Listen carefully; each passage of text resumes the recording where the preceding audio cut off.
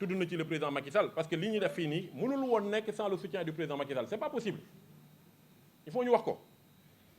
mais ci kaw lal dañ ko lal ci koo xamante ne da nga ne da nga bëgg réew mi da nga bëgg wàññi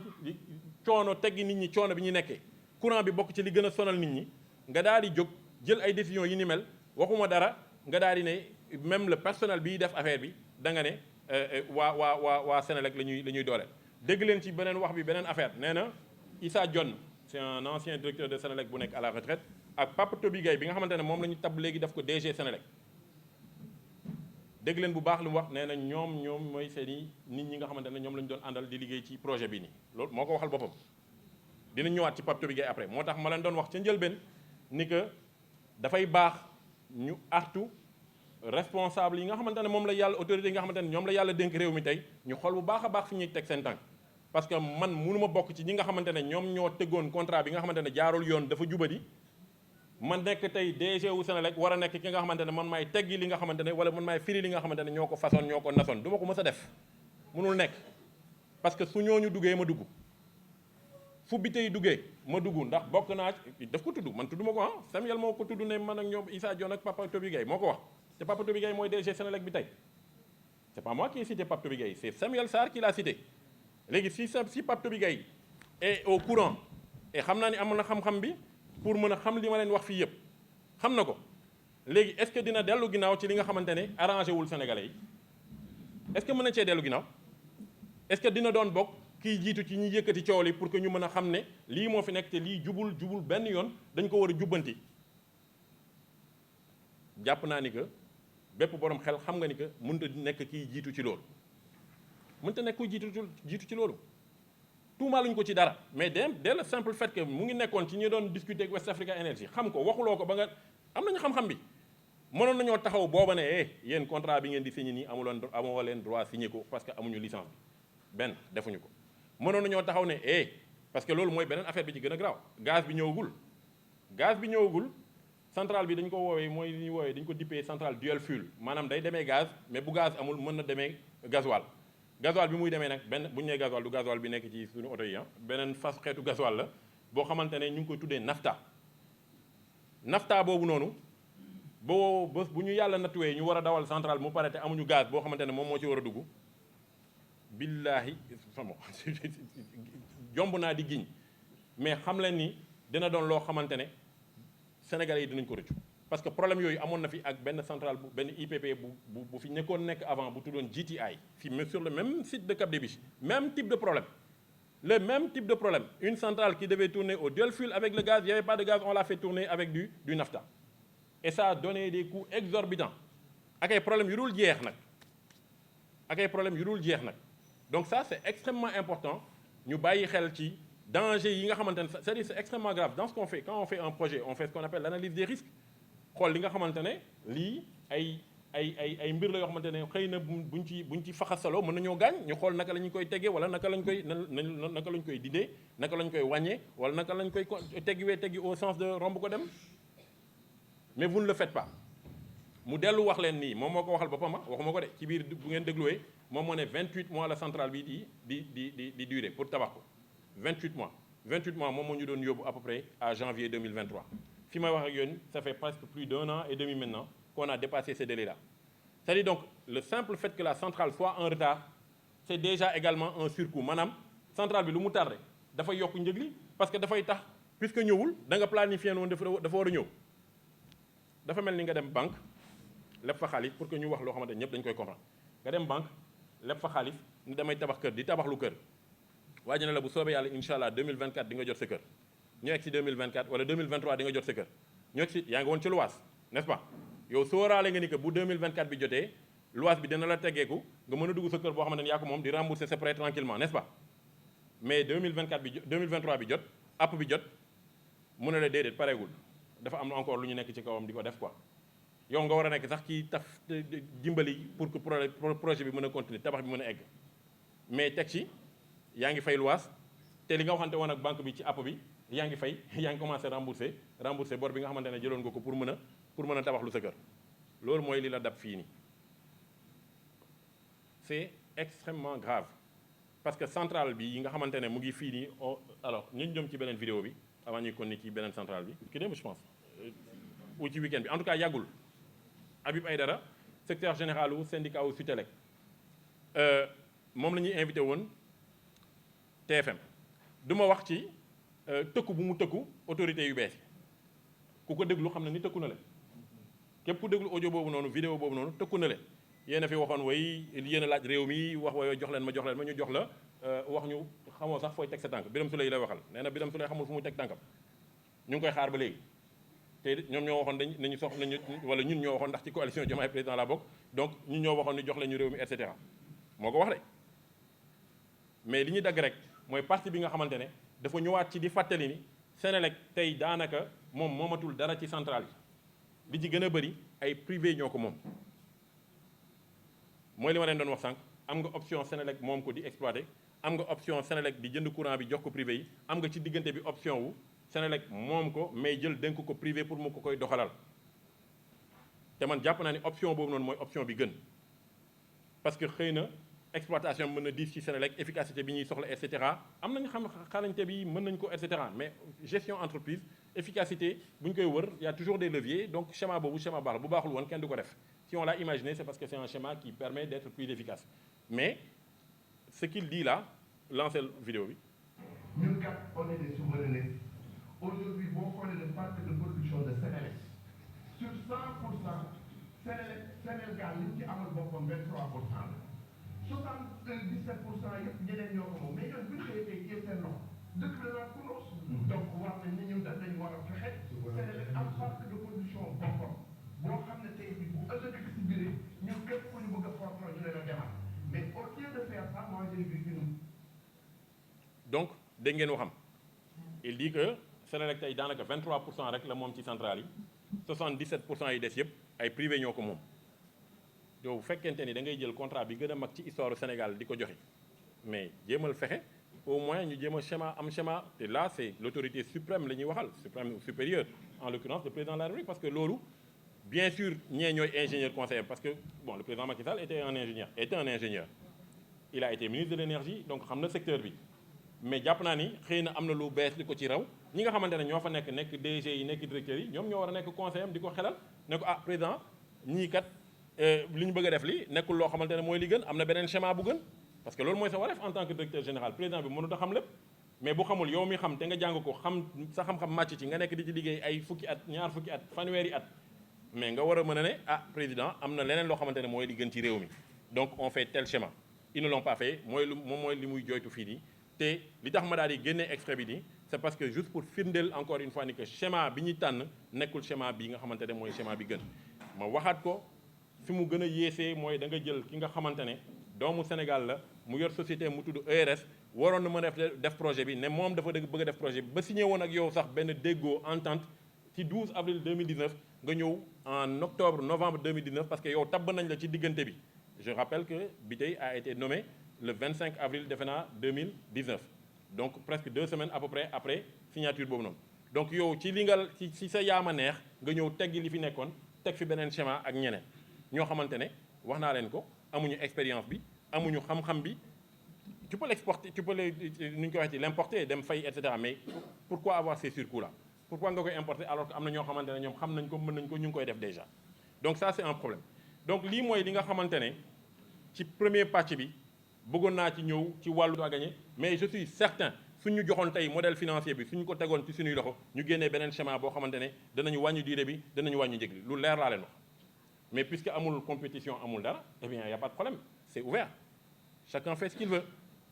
donc ça c'était extrêmement important ñu daal di koy xamal Sénégalais yi xamal ko aussi autorités yi li tax ma def ko mooy j'ai vu il y a peut-être 2 semaines ou quelque chose comme ça le premier ministre Ousmane Sonko daal di recevoir benn délégation boo xamante ne Celik maanaam Ahmed Celik defe naa la tudd Ahmed defe naa mooy tur bi Celik mooy la société turque bi bokk ci projet bi ak ñoom ñu daal di koy recevoir je ne suis pas contre ñu recevoir les investisseurs réew mi dañ ko war a tabax doomi réew mi bu ñu mënee lëkkaloo ki nit pour ànd ak ñoom liggéey pourquoi pas mais j'alerte parce que ñooñu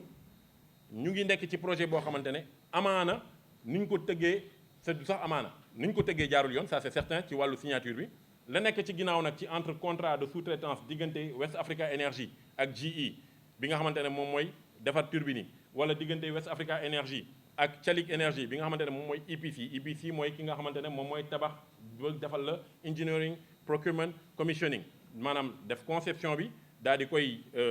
approvisionner et après commissioning mooy bu ma ko installé tabax ko ba pare daal la koy transférer pour que nga daal di koy jël nga mën a démarrer exploiter sa centrale. donc loolu la Chalik di jouer comme rôle ci projet bii nii gis naa ko suñu premier ministre recevoir ko xawma ci yan conditions ak lan lañ fa waxtaanee dafay baax ñu attirer attention autorités yi bu baax a baax ci loolu fàttali ni lii nii lu jubadi la.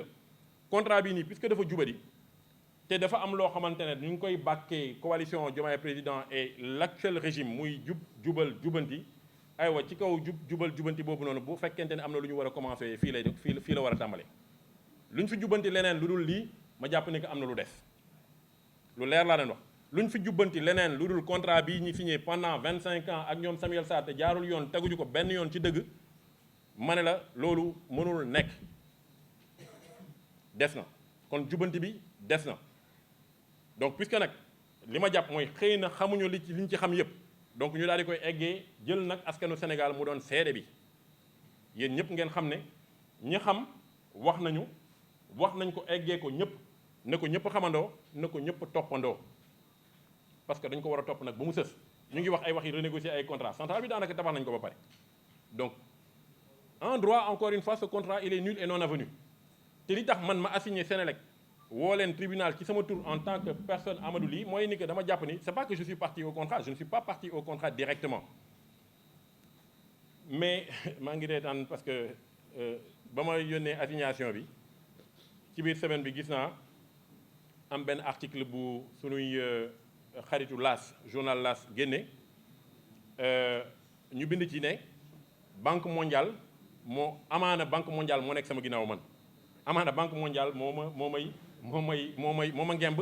ma am fitu taxaw di ŋàññ projet bi wala di wax ci projet bi yàlla bi ma tiim xam na ni man sekkuma dara ak banque mondiale tooguma ak banque mondiale jokkoowuma ak waa banque mondiale lijjantiwuma waa banque mondiale mais bu fekkente ni dafa am loo xamante ne ñoom suñu ko waxee nag mooy affaire way d'ailleurs sax ñu ngi koy wax ci article bi quoi naan way Amadou Ly li ko naqari du leneen lu dul contrat am bi mu amoon ak Sénélec ñu daal di koy kase moo tax mu ñëw fii di wax kërëb gaayee ko ngemb dugg na fii génn fii en tout cas lii lu musul am la dañoo jël daal di dooleel doomi réew mi nangam sama xam naa Amadou Ly moom du woon doomi réew mi bañ koy xeex quoi benn noo xaar rek benn mais ma jël loolu teg ko fële parce que bëgg ma ñu ñëwaat ci loolu léegi Moustapha Sène moom xam naa du doomi réew mi damay laajte rek parce que taxawaalu bu muy dox mooy lan mooy ñun ñi ñëpp ay góor yàlla lañu ak i jàmbaar ak i jigéen yoo xamante ne ay jàmbaar lañu ku nekk yaa ngi ñafe ku nekk boo xëyee da ngay daw di taaba di ut loo am ci lu lew di ci xeex mais gars yooyu mooy ñan mooy ñi nga xamante ne ñoom dañuy tox tranquillement tëdd xam nga ba ay 10 heures 11 heures ñu yeewu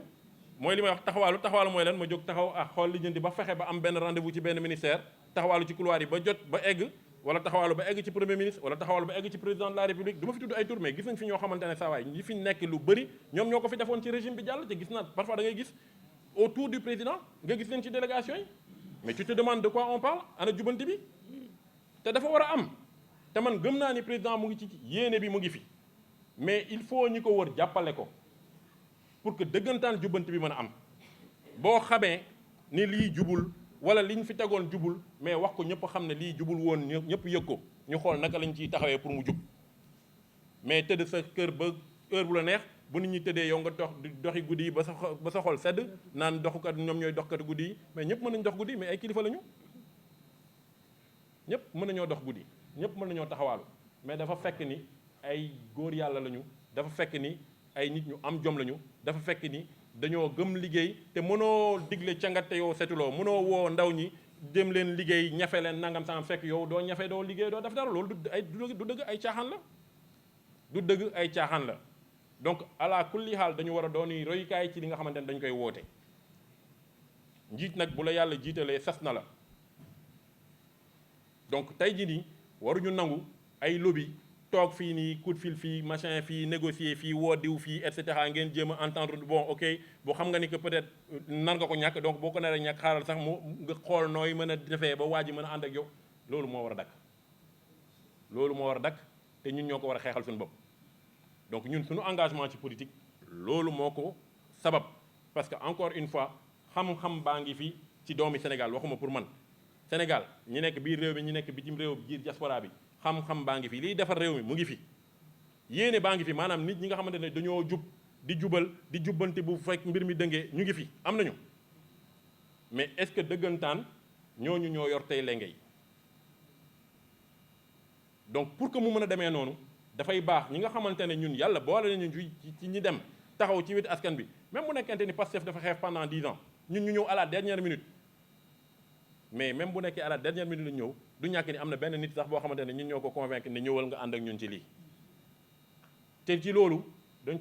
see waxtu dafa am loo xamante ne dafa dox suñu diggante ak askan wi maanaam dañoo jàkkaarloog nit ñi ñuy suñuy wëllëre ñu ne leen waaw ñëw leen dañuy rupture dañuy rupture donc toog nañu dañuy rupture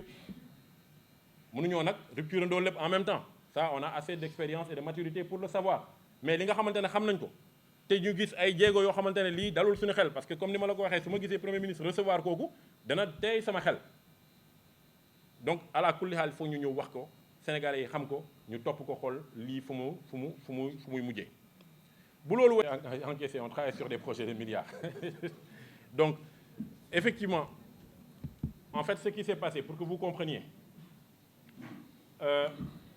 on a eu une progression normale avec un premier chiffre d'affaires je pense en 2018 qui tournait autour de 2 milliards 900 quelque chose comme ça puis après en 2019 on devait être autour de 7 milliards 900 un peu moins de 8 milliards et c'est là où donc la nouvelle équipe a été installée, les BT, et qu'ils ont décidé donc de saboter le contrat qui a été signé. Et c'est là où notre chiffre d'affaires a commencé à baisser. Parce qu'il faut être clair, la stratégie qui avait été mise en place, c'était de dire Senelec rentre dans le capital de Akilee dans l'optique de faciliter son exploitation sur les questions de compteurs. Au moment où je vous parle, je suis en train de parler à tous les journalistes là. Si vous pouvez aller à Senelec, renseignez-vous. Allez dans les agences, demandez à avoir un compteur. Au moment où je vous parle actuellement, il y a une rupture de compteur depuis près de 2 mois dans le pays. Il n'y a pas de compteur. On est revenu 7 ans en arrière. Quand Akilee gérait ça, on mettait 2,7 mois, donc à peu près 3 mois, pour approvisionner les compteurs. On a fait baisser les charges financières de 1,4 milliard de francs CFA, économie qu'on a fait faire à Senelec.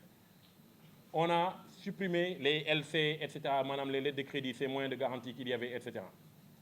Et on a sécurisé l'approvisionnement en compteurs des Sénégalais. Sans parler maintenant du fait qu'on a développé un savoir-faire extrêmement puissant aujourd'hui dans ce domaine-là. Au moment où je vous parle actuellement, nous avons un contrat qu'on est en train d'exécuter dans un autre pays qui est exactement le même que celui qu'on devait faire dans notre pays.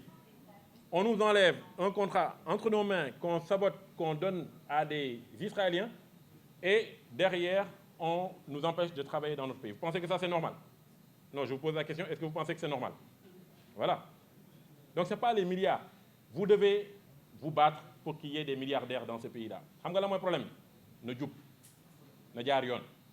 Bu mu doon lu ñu luubal, bu mu doon lu ñu sàcc, bu mu doon ay surfacturation qu'on a faites sur les marchés. C'est ça le problème. Mais nous devons aspirer à avoir des milliardaires dans ce pays-là. Comment voulez-vous qu'on crée des emplois, qu'on aille dans l'agriculture, qu'on aille dans ça, ceci, cela, tout ce qu'on est en train de dire si vous n'avez pas les milliardaires là? C'est les Djambours qui vont venir ici faire ça, ce sont les étrangers qui vont venir faire ça. Donc renforçons notre secteur privé national, privilégions nos enfants lorsqu'ils ont le savoir-faire. Et moi, je dis tout le temps, Akilee, xanaa ku iñaan bu la neexee na nga iñaan sa iñaan ut say lay naan way jaarul yoon përti dugg na fii génn fi mais non c'est normal parce que dañu moo xam la nag sénégalais yi duma maasandoo nun gi mais bëri na ci ñun ñoo xamante ne xol yi daf nañoo set yaa ngi xool benn Amadou Ly nga naan mais kan mooy Amadou Ly ce gars là il était à Kër Massar Guédiawaye booy banlieue bii nii doon toog ci mbedd bi di jaay ay toog menes moom moo bëgg a ñëw fii di wax ay waxi contrat 187 milliards mais kii dafa dijj marina c'est ça qu'on va te dire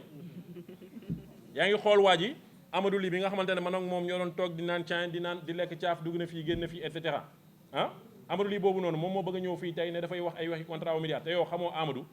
ba ngeen gëjee gisanteeg léegi ba ngeen di nekk tout tànk ak léegi fan la jaar lan la jot a jàng lan la xam lu mu mën et cetera xamuloo ko yow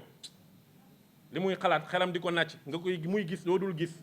xam loo xamul nga xam lu mu xamul mais ci wàllu bii nii mu xam loo xamul ñëw loo xamante ne dafa am njëriñ pour réew mi di ko def mu war a am njeexital ci askan wi bokk ci lu war a mën a wàññi facture courant yi nga toog iñaane nga ko da ngay toog seetaan bon évidemment il faut pas lire les commentaires ou bien si tu les lis il faut pas les prendre pour toi mais parfois ça m'amuse quoi et gis benn waaye naan way il est prétentieux ma jàng ba am sama doctorat nga naan il est prétentieux doo dem tëj non ana c'est ni ñu waxante dëgg quoi jàng fi ñu war a jàngee am suñu doctorat am suñu diplôme d'ingénieur def li ñu war a def sàcc ñu ngeen jégal ma ci kàddu ji waxuñu wax ju waroog dëgg et cetera ngeen bëgg ñëw fii naan dañuy il faut qu'on rase les murs. Pourquoi on va raser les murs?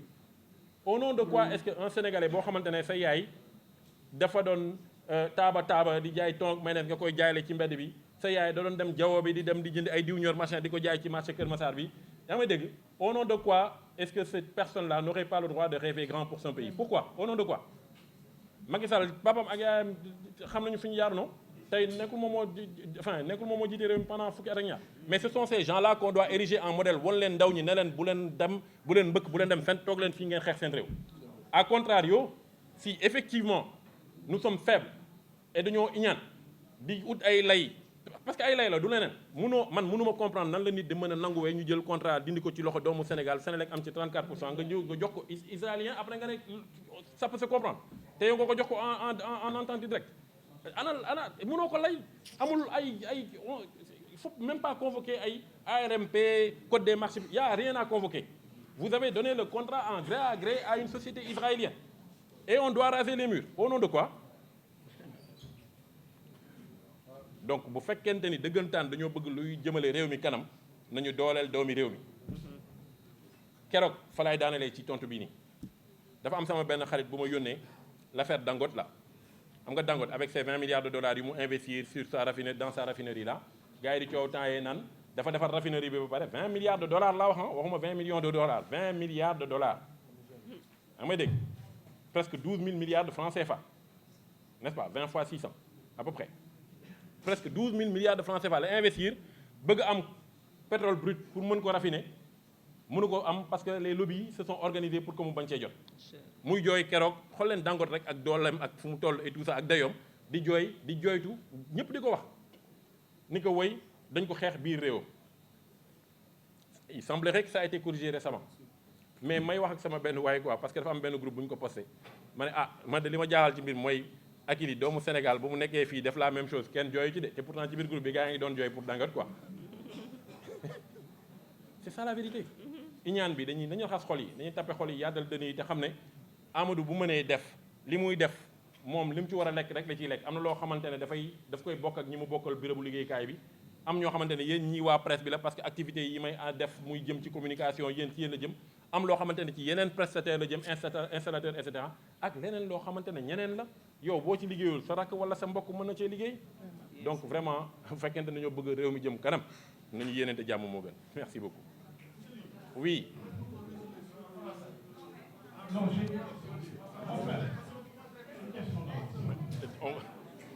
Il faut savoir que effectivement le contrat que nous avons signé entre Akilee et Sénélec, c'est un contrat d'abord de 187 milliards sur 10 ans. C'est important de rappeler ça, comme quand je disais tout à l'heure 3500 milliards sur 25 ans, parce que c'est important de relativiser ça. Première chose. Deuxième chose, effectivement, c'était dans le cadre d'une convention réglementée. Le contrat en tant que tel n'était pas une convention, mais il y a une convention réglementée dès lors que Sénélec est actionnaire de Akilee à hauteur de 34%. Et Akilee est une société anonyme, Sénélec est également une société anonyme, et les deux sont soumises au droit de l'OHADA, l'acte uniforme sur les sociétés commerciales et les GIE. Donc cet acte uniforme-là, c'est le document ou la référence, le référentiel cadre dans le cadre duquel ce contrat a été signé. Et on a beaucoup fait couler d'encre là-dessus, comme si c'était une exception faite à Akilee. Je voudrais juste rappeler qu'avant Akilee, il y avait une société au Sénégal qui s'appelait Simelec, que Pape Dieng dirigeait en tant qu'ancien agent de Sénélec qui avait pris, je pense, un départ, départ anticipé. Et, comment on appelle ça encore, qui a dirigé Simelec pendant 10 ans ou plus. Et sur cette période-là, Simelec avait un contrat équivalent, alors pas en montant, mais équivalent dans la forme, avec une convention réglementée qui encadre ça, un contrat signé sans appel d'offres, parce que tout simplement, Sénélec était également actionnaire de Simelec à hauteur de 34% et qu'il y avait une convention réglementée qui permettait de faire cela. Il n'y a pas que Simelec, il y a Excelec qui avait également bénéficié de la même chose. Il y a ERS, dont je parlais tout à l'heure, qui avaient également bénéficié de la même chose. Donc on a voulu vouer aux gémonies, jeter l'opprobre sur Akilee, etc. Mais la réalité, c'est qu'il n'y a absolument rien d'exceptionnel qui a été fait. C'était dans la norme, et l'ARMP, qui est l'autorité de régulation des marchés publics devenue l'ARCOP aujourd'hui,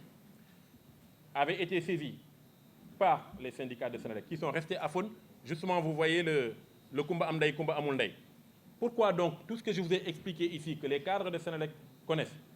pourquoi le syndicat des cadres de Senelec, qui a été si prompt à aller attaquer Akilee, dénoncer Cour des comptes, OFNAC, ARMP, etc.,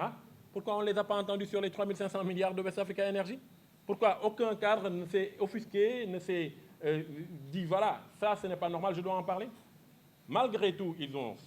saisi l'ARMP. L'ARMP nous a entendus, le comité de règlement des différends de l'ARMP nous a entendus. Et ce que j'aime bien dans la démarche de l'ARMP, c'était une démarche contradictoire. Ils ont écouté Akilee, ils ont écouté Senelec, ils ont écouté toutes les parties prenantes. Ils ont fait un rapport provisoire. Ils nous ont soumis le rapport provisoire pour qu'on donne nos observations. Et ils ont pris les observations pour ne pas être ils ont pris ça, ils ont pris les observations de Senelec, ils ont donné à Akilee pour que je sache ce que Senelec a dit. Ils ont pris les observations de Akilee sur le rapport provisoire, ils ont donné à Senelec pour qu'eux aussi sachent ce que je suis en train de dire. Comme ça, en confrontant les opinions des uns et des autres, ils ont pu faire ressortir la vérité. Et quelle a été la conclusion? C'est de dire que Senelec était soumis à une dualité de régime juridique applicable. Et qu'à ce titre, ils auraient pu effectivement utiliser le code des marchés publics et passer par un appel d'offres, comme ils auraient pu, et c'est ce qu'ils ont décidé de faire, passer par l'acte uniforme de l'OHADA, les deux sociétés étant des sociétés anonymes, étant liées capitalistiquement, Senelec détenant 34% des parts de Akilee. Et c'est ça qui a conduit à ce qu'ils aient suggéré une négociation, mais que, puisqu'en face, ils n'en voulaient pas, donc ils